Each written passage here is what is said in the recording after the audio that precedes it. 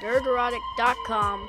Friends, I don't think I'm going out on a limb here by saying entertainment has seen better days, and it seems that originality is on life support. To state the obvious, you can look no further than what we've been inundated with over the last half decade. Unnecessary remakes, prequels, sequels, direct sequels, spin-offs, midquels, interquels, intraquels, standalone sequels, paraquels, sidequels, legacy sequels, soft reboots, requels, reboots, spiritual successors, spiritual sequels. Now, what the hell is a standalone sequel? No idea, but let's talk about one more entry into the creative bankruptcy verse. Hell, maybe it'll be good. Oh, my sweet summer child.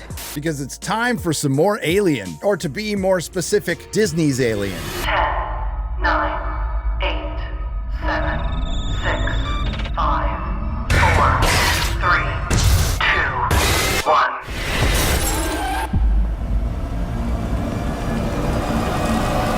Oh no, not again. The last entry was Disney's Alien Romulus, a film a lot of people liked, but I didn't. I equated it to a greatest hits album done by a horrible cover band, the Gen Xenomorph versus Gen Z. But this one's going to be totally different because it's Disney's Alien Earth, which is Gen Z versus a Gen Xenomorph. And it's not a movie, it's a streaming series on Hulu, which is soon going to absorb Disney Plus, but renamed Disney Plus because Disney doesn't want to admit that D Plus failed. Now, I can't say my hopes were high for Alien Earth, but I was at least intrigued because it was going to be written and some episodes directed by Noah Hawley, who admittedly has done some good work with Fargo in the first 2 seasons of Legion. Unfortunately, he also made the 3rd and final season of Legion. So are we going to get Fargo Noah Hawley or Legion Season 3 Noah Hawley? But before we even start, we already run into a bit of a problem. Alien Romulus was actually a sequel to a prequel and a prequel to a sequel, making it a midquel. Or was it? Technically, it was an interquel, a type of midquel that bridges the gap between 2 previously published stories. For example, a movie that occurs after the first movie but before the second movie in the series. Alien Earth is set before Alien, making it a sequel to a prequel and a prequel to the original, which would still make it a sequel in this case, making Alien Earth a true midquel, a story set within the time frame of an existing work, specifically between 2 already published stories or during a time skip within a single work. And based what I saw on the trailer, it looks like they were at least going to do something different, like finally going to Earth. Hell, maybe this will be loosely based on the excellent comic from Dark Horse, Alien Earth War. And I gotta say, Noah Hawley and Disney are really breaking some ground with this one because we're going to see a xenomorph take on something it's never fought before. A skinny brunette woman. To be fair, they tried to introduce some new things and concepts into the live-action Alien franchise, meaning the movies and now TV show, because they've done virtually all of this in other media. In the text opening the show, mind you, this takes place 2 years before Alien, it explains there are now cyborgs, synths, and hybrids, which are synths with a human consciousness. What about the alien? They didn't mention that in the text. Again, we introduce a new environment, Earth, and they introduce new alien species. And conceptually, I'm down with all of this. I mean, it seems like you're putting too much into an 8-episode series. I think all 3 of those things would make great individual shows, particularly the one where you're transitioning a human consciousness into a robot body. And call it Blade Runner. Oh, on second thought, considering its current era, don't, which it's too late because we're already going to get an unnecessary Blade Runner sequel. And once again, there is only one Blade Runner film. Sure, there are 3 versions of it, but there's still only one. But unfortunately, so far, that's what Alien Earth is, a robot show guest starring an alien. And those good ideas, well, at least so far in the first 2 episodes, let's just gloss over them. They're not important. No, instead of exploring those good ideas, the showrunners thought it was a better use of their time within the series to have a bunch of malnourished, awkwardly feminine to slightly Canadian twinks slowly walking around hallways and occasionally getting picked off by a xenomorph who's now acting like Michael Myers. And that's what's surprising about this. It's amateurish. Sure, the sets look great, just like with Alien Romulus, but unlike that movie, the practical effects are just okay and the CGI is a mess. But what's worse is the directing and the editing. Noah Hawley tries to imitate Ridley Scott at times, and at other times it seems like Francis Ford Coppola and fails miserably. But there actually is something worse than that. The exposition and the dialogue, which again And I'm surprised because in the past, Noah Hawley's been pretty good at that. The show starts out introducing you to the crew of the Totally Not Nostromo. No, this is the Weyland-Yutani USCSS Magonaut. And Disney, Fox, FX, Hulu really wanted to remind you this is an alien show immediately, just in case you didn't get it in the title. Remember the computer screen reflection in the helmet? Remember the hypersleep chamber? Oh, I remember. Remember the crew sitting around eating and smoking? Remember the two disgruntled working class grunts? Yeah, I remember that. Remember Yaphet Kotto? What the f going on with these member berries? Turns out the Magaton is returning from a deep space mission, bringing back 5 alien species, including a xenomorph, to Weyland-Yutani. Sure hope nothing bad happens to that ship. And then, by the way, there's a lot of and-thens in this, we transition to a child transitioning into an adult robot body. What?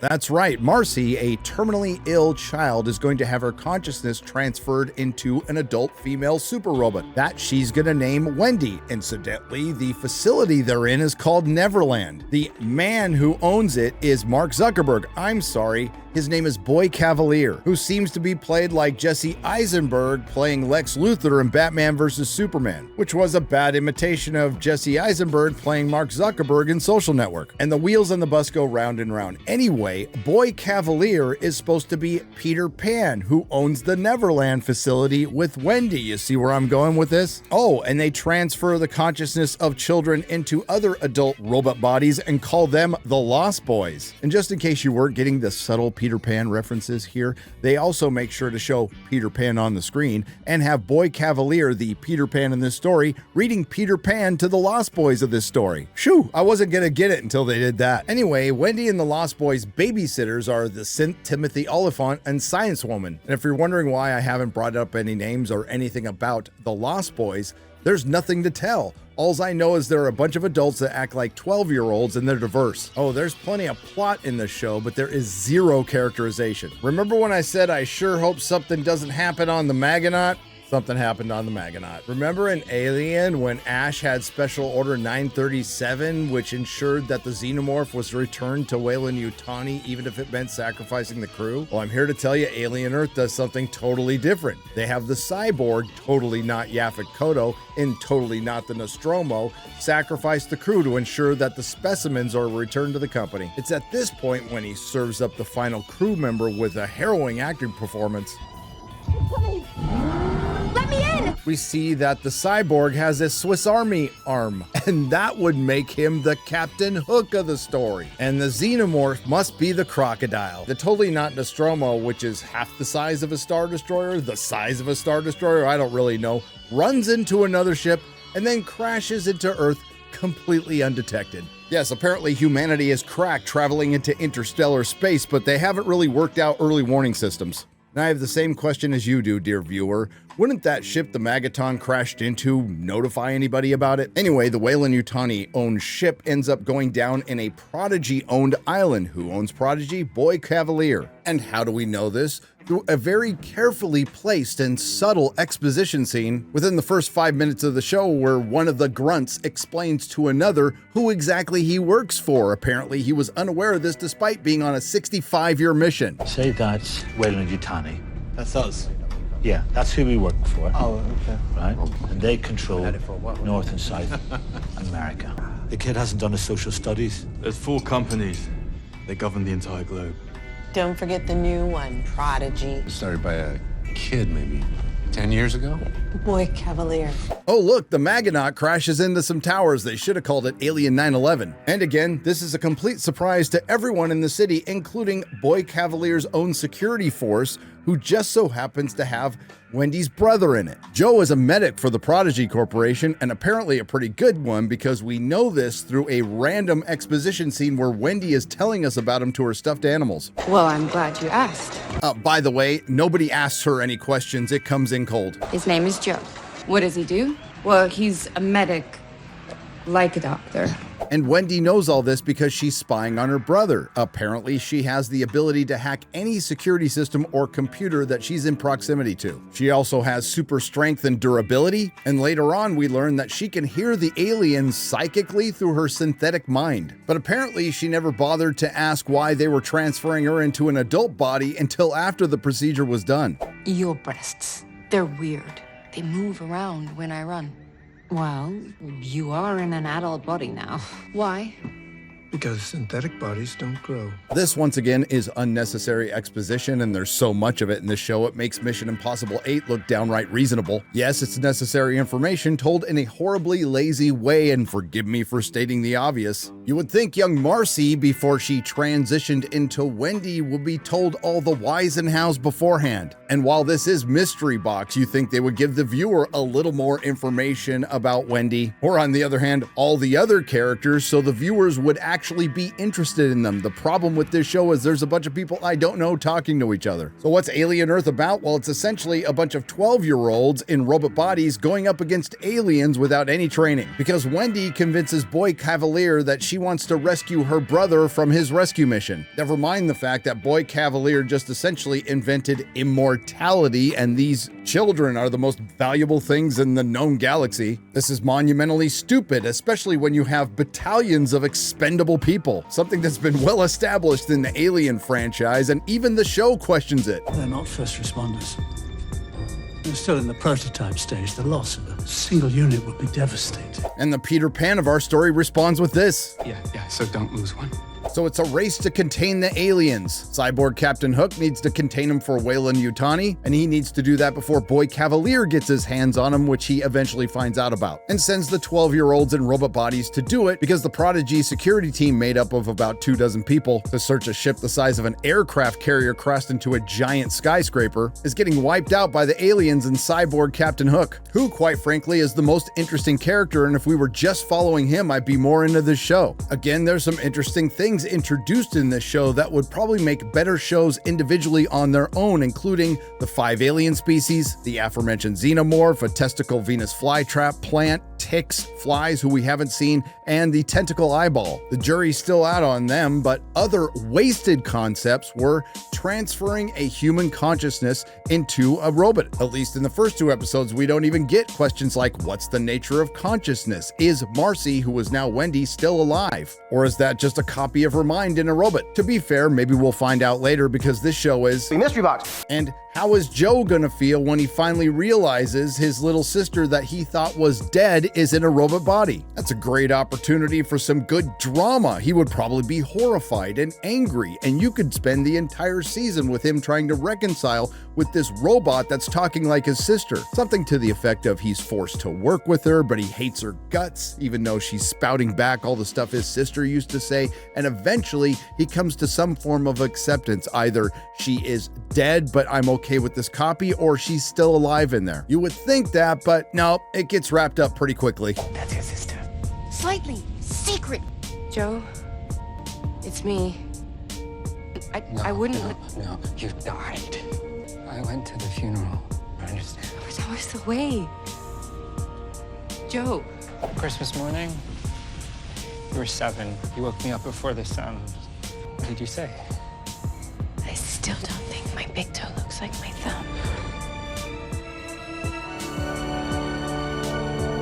And that might be because he's possibly dead, because the alien who couldn't manage to catch him for the entire second episode because he had plot armor finally gets him after they discover a bunch of alien eggs. So ultimately, the first 2 episodes anyway were a complete disappointment, and I was expecting more from Noah Hawley. It sacrifices any characterization for a very plodding plot, and it is most certainly a show made for secondary viewing. What is secondary viewing, you ask? Secondary viewing refers to the practice of using a second electronic device, typically a smartphone or tablet, while simultaneously watching content on a primary screen like a television or a computer. Yes, this is a thing. And that would explain everyone in this show repeatedly getting told stuff they already know, and more importantly, we already know.